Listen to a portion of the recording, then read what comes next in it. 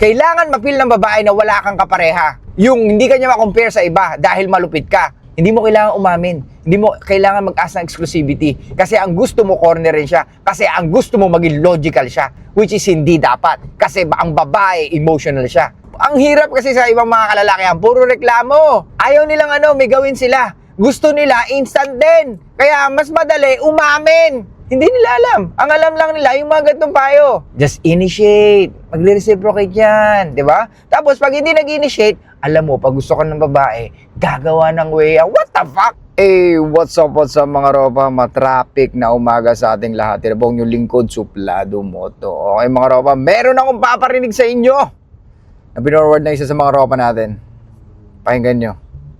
Uulit-ulitin ko to ang mga lalaki, dapat tayo nag-i-initiate. Ang mga babae, sila yung nagre-reciprocate. Gusto mo ng magandang relasyon? Mahalin mo ng todo yung babae. Itrato mo ng tama. Bigyan mo ng oras mo. I-prioritize mo. Maging loyal ka. Maging faithful ka. At ibigay mo lahat ng effort na kaya mong ibigay. Kasi promise ko sa'yo yung mga babae, kapag minahal mo yan ng totoo at hindi mo sila tinitipid sa effort mo, promise ko sa'yo, sobra-sobra magbalik ng pagmamahal ng mga babae. Kaya kung hindi mo pa nasusubukang gawin lahat yan, huwag kang magre-reklamo na hindi maganda yung relasyon nyo. Real talk lang. Okay mga ropa, he is selling something na hindi makatotohanan. He is living in a delusional world. Yung mga ganitong mga lalaki na I will give you the world, I will give you everything, I will give you the things that you really wanted, lahat gagawin ko para sa'yo. We all know that's all fucking bullshit, okay? Walang dynamic sa ganon, wala kang goal sa ganon, kundi yung meron ka lang ma-feel. Okay? How dare you? Yung mga ganitong advice from men, halatang hindi bumilang ng babae.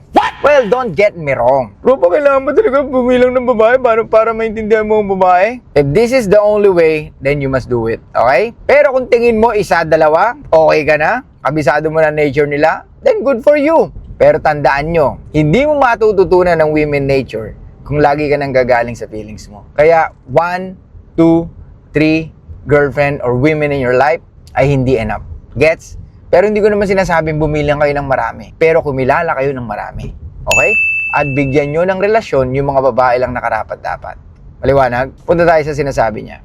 Mga ropa, ilang lalaki ang kilala nyong nagbigay ng ganun?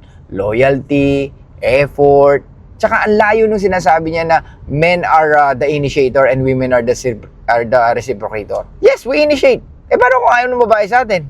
Paano mo masasabing mamahalin tayo ng babae? Paano mo masasabing magre-reciprocate yung babae? Di ba? It's easier to say this. Even women saying this, yung ganung words na yon or yung ganung sentences na yon. Men are the initiator, women are the reciprocator. Alam niyo ba yung salitang dynamic? At alam niyo ba yung salitang creating attraction? I think these people don't know how to create attraction. You just initiate, then you are expecting na magre-reciprocate na ang babae. No, it's not. Kailangan maging attractive person first. Yung baka nga pakikipag-usap, hindi pa alam ng mga lalaking pinapayuhan mo eh. Tapos papayuhan mo ng ganyan. Dapat start ka lagi from the bottom. Para at least alam nila. Maraming lalaki may problema sa pag-attract ng babae because they don't know what their problem.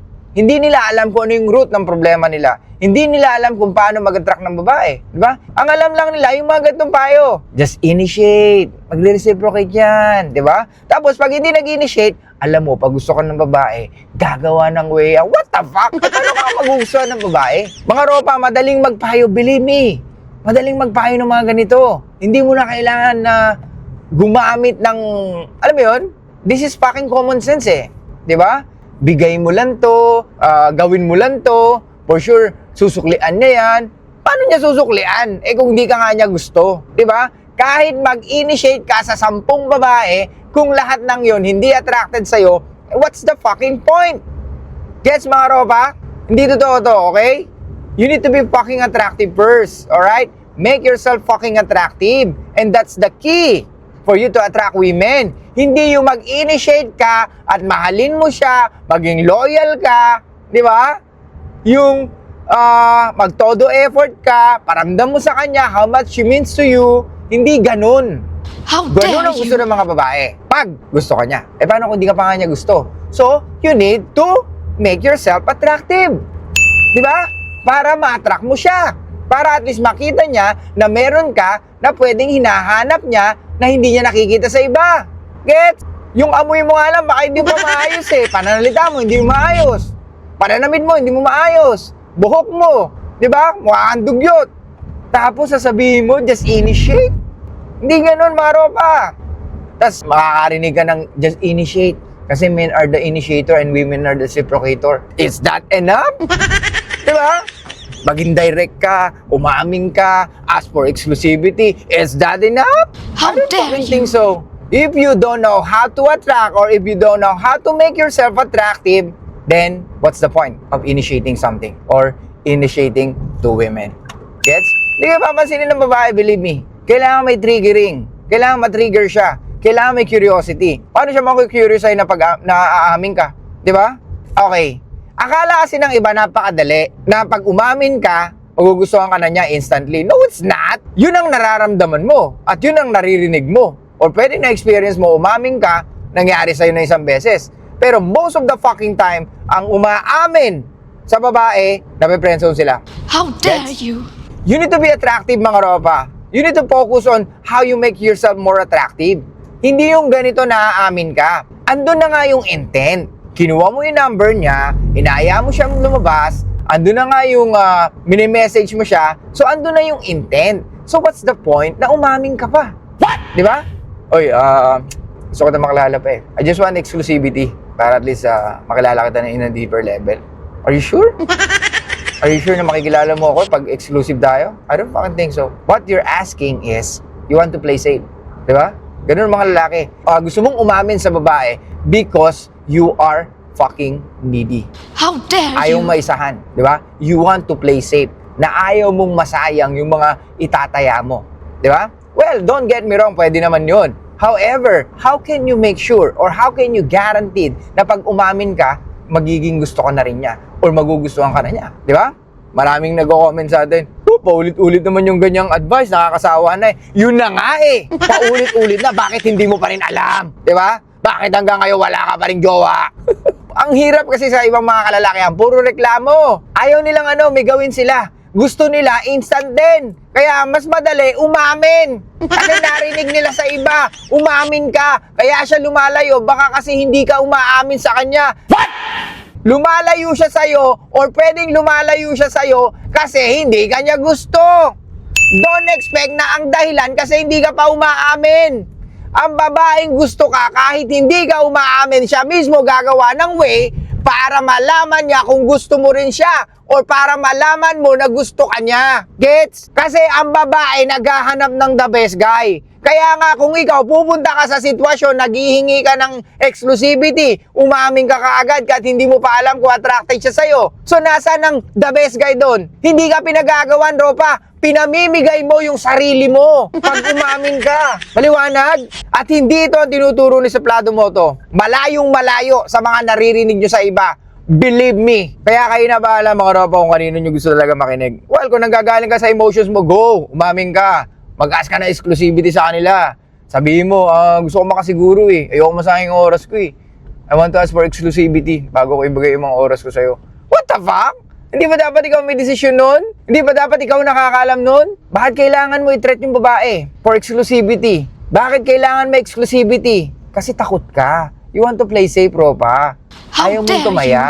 Kasi duwag ka. Ayaw mong matalo. 'Di ba? Kaya nga walang totoong nangyayari sa buhay mo kasi nga takot ka. Takot ka magdesisyon kasi alam mong risky, ropa. At pag risky, pwedeng hindi mo alam kung anong mangyayari sa'yo. Kaya nandiyan ka, nananatili ka na mag-play safe na lang sa buhay mo. Gets? 3 reason, sinabi ko kagabi, kung bakit ka single. Pleaser ka, nice guy ka, at nagpe-play safe ka. Kasi nakikita mo sa sarili mo, you are not fucking enough. How And dare that's you? also the reason why umaamin kayo. Because you feel that you are not fucking enough. Di ba? Hindi mo kailangan umamin. Hindi mo kailangan mag-ask ng exclusivity. Kasi ang gusto mo, cornerin siya. Kasi ang gusto mo, maging logical siya. Which is hindi dapat. Kasi ang babae, emotional siya. Gets? Kaya mga ropa, mag-isip-isip kayo. This is very fucking common sense. Kung alam ng mga, or yung mga nag-a-advise sa inyo, kung alam mo, nature ng mga kababayan, hindi ka magtuturo o hindi ka mag-a-advise na umamin ka or mag-ask ka ng exclusivity. Dahil alam mong hindi pwedeng mangyari yon. Dahil ang babae, Naggagaling sa feelings nila. Dahil ang babae, dictated by their emotions. So, ang pinakikinggan lang nila ay yung nararamdaman nila. Every time nakasama nila tayo, tinitingnan nila kung ano yung mafe-feel nila. Gets? Kaya kami salitang toyo. Di ba? Kasi nga minsan, hindi nila feel yung mga pinakikita mo o yung mga ginagawa nyo. So, that's why, tinotoyo siya.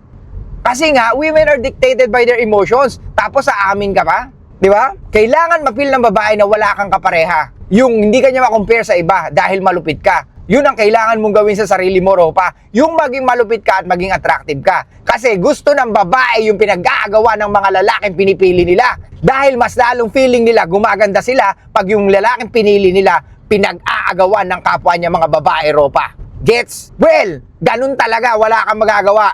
Kahit anong sabihin mong pag-amin, hindi mo pwedeng sabihin yan sa dating market. Dahil at the end of the day, hindi feelings mo ang magdidictate kung magiging kayo. Yung feelings niya kung pipiliin ka niya. Kaya nga, always make yourself fucking attractive and always make yourself the best. Okay? Wala nang iba pa. Gets? Huwag kang aamin. Don't ask for exclusivity. Hayaan mong yung iba gumawa niyan para sa ibang babae. Hayaan mong ibang lalaki gumawa niyan para at least malaman nila. Ngayon nandito ka kay Suplado Moto. Sana maliwanag na. Okay? So yun lang mga Ropa. I'll see you guys next time. Show love, peace out. And be fucking mysterious mga Ropa. Stop recording.